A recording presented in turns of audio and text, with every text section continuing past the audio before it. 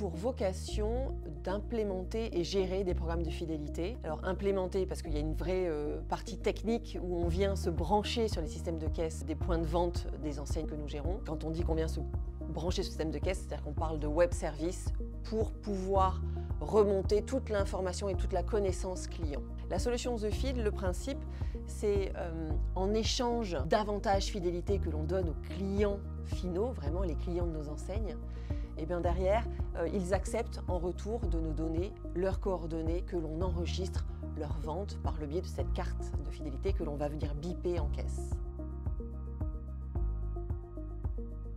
Cette connaissance client, puisque donner des points de marge aux clients de nos enseignes, ce n'est pas une finalité, c'est un espèce de contrat tacite entre le client final et l'enseigne, où le client final, parce qu'il donne ses coordonnées pour qu'on puisse le contacter, et bien l'enseigne en retour lui fait bénéficier d'avantages fidélité. Ces moyens de contact, ça nous permet d'aller proposer au client des produits qui pourraient l'intéresser ou évidemment quand il a un besoin d'achat, faire en sorte qu'il vienne dans nos enseignes plutôt que chez le concurrent. Ça permet également de mieux comprendre ses envies et de lui pousser éventuellement les besoins qui demain vont le rendre appétant.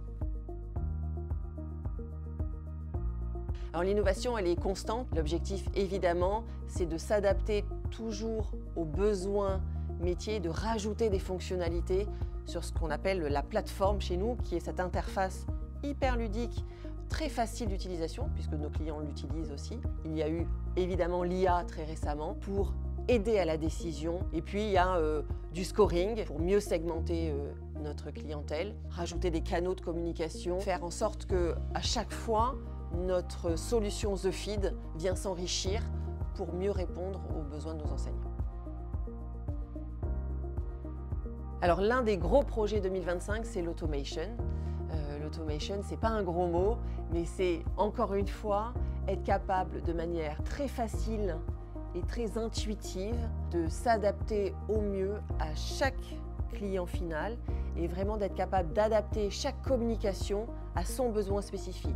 Alors ça paraît évident comme ça, mais c'est vrai quand on a une base de données de 1 million de clients encartés, fidélisés, c'est pas simple de personnaliser chaque communication.